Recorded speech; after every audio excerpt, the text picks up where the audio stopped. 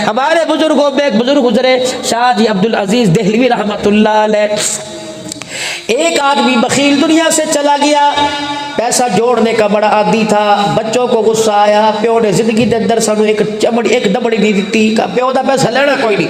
बोरियों के अंदर पैसा भरा, कब्रिस्तान में बाप के साथ पैसा कब्र के अंदर उतार दिया।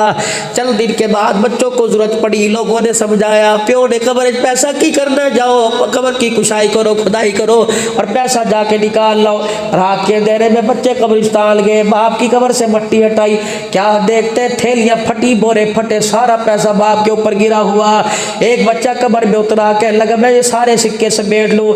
नीचे उतरा, जो बाप के माथे पे सिक्के मुंह पर पड़े थे, एक सिक्के को हाथ लगाया, ऐसी आग जली, बेटे की दोनों उंगलियां जल गई, बड़े बड़े आबले पड़ गए, कब्र से निकल के बाहर भाग आया।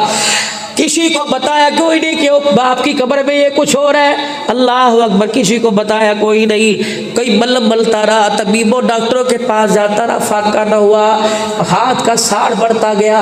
किसी ने कहा इथों शिफा नहीं मिलनी। दिल्ली में एक अल्लाह का वली शाह अब्दुल अजीज रहमतुल्लाह अलैह बैठा है, उसे जाके दुखड़ा सुना के आ, अपने भाई को साथ ले गया। हज़रत शाह जी के पास जाके लगा, देखा जी अग लग गई सी, साड़ पै गया, छाले पै गए ने।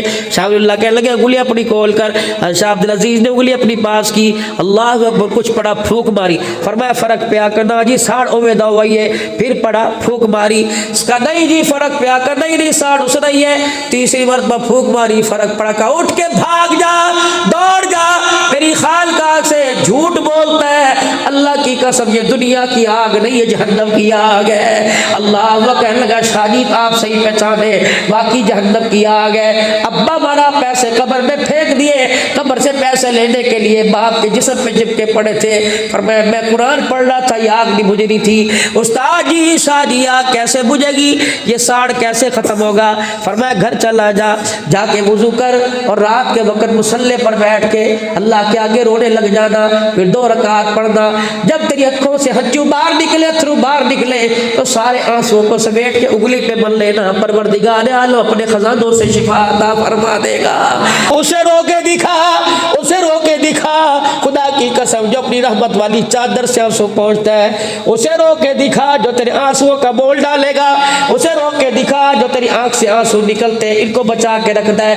कयामत का दिन होगा, हुजूर अलैहिस्सलाम के पास से जिब्राइल अलैहिस्सलाम गुजरेंगे, यूं एक प्याला हाथ में होगा, हुजूर अलैहिस्सलाम यूं प्याले में झांक के देखेंगे, आइशी क्या है इसके अंदर, या रसूलल्लाह तेरी उम्मतियों के वो आंसू जो अल्लाह के डर से निकले थे कहाँ लेके जा रहा है, या रसूलल्लाह अल्लाह ने आपके पास भेजे, अगर आप इजाजत दो तो इन आंसुओं को जहन्नम की आग में डाल दूं। जिब्राइल उससे क्या बनेगा, फरमाया या रसूलल्लाह सल्लल्लाहु अलैहि वसल्लम इन आंसुओं के अंदर इतनी पावर है, अगर ये जहन्नम के अंदर डाल दी तो जहन्नम की सारी आग बुझ जाएगी। और मेरे अजीजों ये आंसू खुदा की कसम जहन्नम की आग को बुझा सकता है। तो खुदा की कसम रो के दिखाओ।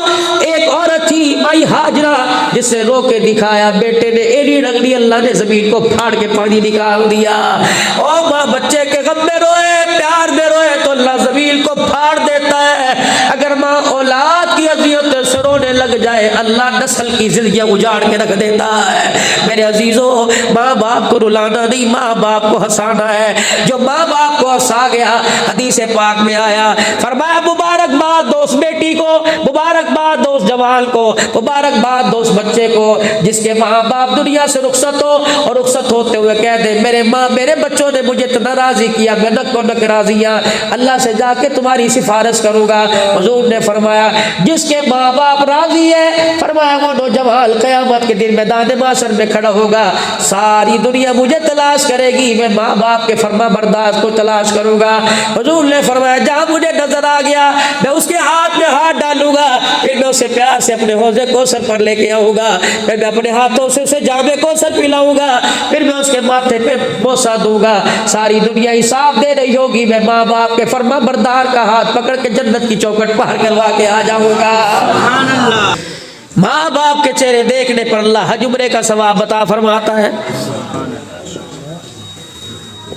एक अल्लाह वाले शेखुल हदीस ने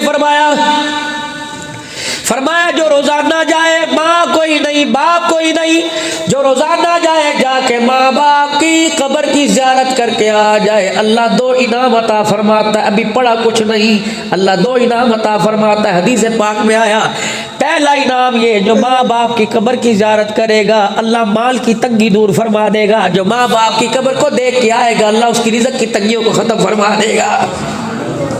यहाँ चोट लगी, मैंने कहा वाह अब्दुल हल्लाल, माँ बाप की कब्र को देख के आओ, अल्लाह रिज़्क़ बढ़ा देता है। जो माँ बाप को खिलाएगा अल्लाह उसे कितना रिज़्क़ अता फरमाएगा। जो मेहनत तो कर करके बाप को घी वाली खिलाएगा, देसी घी सालन में देसी घी डाल के कब खा ले, अपने हाथों से रोटी चूर चूर के माँ बाप को खिलाएगा। खुदा की कसम अल्लाह जन्नत के दस्तरखान पे अपने नबी के हाथों से खिलवाएगा। और मेरे बच्चों, आज एक पैगाम दे के जाता हूँ, अगर दुनिया की ज़िंदगी में तुमने कामयाब होना है, खुदा पाक की कसम, जब मेरी माँ मरी मुझे लोग इतना नहीं जानते थे, लेकिन अम्मा जान जाते मैं कह गई अब्दुल हन्नान इतनी दुआएं दे के जा रही हूँ, मौत तक तुझे किसी की दुआ की जरूरत नहीं पड़ेगी। ये अब्दुल हन्नान फकीर है, पूरी दुनिया के अंदर 6.5 लाख के करीब एक वक्त में मेरा बयान लोग सुनते हैं। जुमे के दिन जब मैं जुमे का खुतबा देता हूँ, दे के हटता हूँ, 30 से 40 हज़ार लाइव जुमा सुनते हैं, रात तक 1 सवा लाख आदमी। अब मेरा नंबर 11 बजे खुलेगा, इंग्लैंड से इंडिया, पता नहीं कहाँ से कहाँ ले, मौली साहब जिंदगी बदल गई, मौली साहब जिंदगी। मैं कहता हूँ खुदा की कसम तुम्हारी बदली या नहीं बदली, मेरी जिंदगी बदल गई। क्यों? कि मुझे पर लगे हैं, 2 दुआएं लगी हैं। एक तरफ मुझे मेरी माँ की दुआ लगी, एक तरफ मुझे मेरे उस्ताद की दुआ लगी हुई है। उस्ताद की दुआ मेरे चंद कभी लगी थी, अल्लाह मेरे जिम्मे था, मैं अपने उस्ताद की जूतियों को साफ किया करता। उस्ताद जी मतलब बजाय मेरे जिम्मे था, मैं अपने उस्ताद की जूतियाँ साफ करता। एक दिन असर की नमाज में मैं सिपारा पढ़ रहा था, असर की नमाज के बाद छुट्टी हो गई। उस्ताद जी मसल्ले से दरवाजे पे आए, छोटी सी सीढ़ियाँ थी, मैं ऊपर चढ़ा, जहाँ कमरा क्लास रूम था वहाँ से मैं उस्ताद की जूते उठा के लाया। उस्ताद ने अपनी जूतियाँ देखियाँ तो मेरे बोल वेख के हंसन लग गया। मैंने यूँ देखा तो जूतियों पे गंद लगा हुआ था। मेरे उस्ताद का घर कब्रिस्तान वो लाइनों के पार था, दूर से आते थे, तो जूतियों पे मट्टी लगी हुई थी। खुदा की कसम मैंने कपड़ा तलाश ना किया, मैंने बल्कि अपनी कमीज़ को यूँ पकड़ा, मेरी यूँ उंगलियों में लिया और यूँ करके थूक लगाया, मेरे उस्ताद की जूतियों को रगड़ना शुरू कर दिया। जब मैंने वो आँख उठा के देखा, मेरे उस्ताद की आंखें आंसुओं से भरी हुई थी। मेरे उस्ताद ने यूँ करके आंखें साफ की, कहने लगे पुत्रा आने वाले वक्त में वजीर तेरी जूतियाँ उठाएंगे। रब्बे काबा की कसम मैं एक जनाजे पे था, एक वजीर मेरी जूतियाँ बगल में लेके खड़ा हो गया। उस वक्त मुझे मेरे उस्ताद की दुआ याद आ गई। और लोगों माँ बाप की दुआ लो।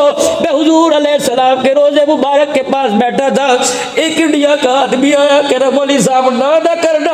मैंने कहा क्यों? कहा 1 मिनट के लिए अपनी जूतियां दे। मैंने कहा ना ये काम न कर, तू हुजूर के रोजे पे बैठा है। खुदा की कसम गुंबद खजरा की तरफ कहने लगा तुझे इसी नबी का वास्ता, इसी रोजे का वास्ता, जुतियां चढ़े। मैंने अपनी जुतियां उसे पीछे से व्हील चेयर से निकाल के दी, उनके तलवों को यूं वो फेरने लग गया। क्या मौलवी साहब तुझे पता ही कोई नहीं, तो हम क्या थे? मौलवी से एक बयान ने हमारी जिंदगी की काया को पलट के रख दिया।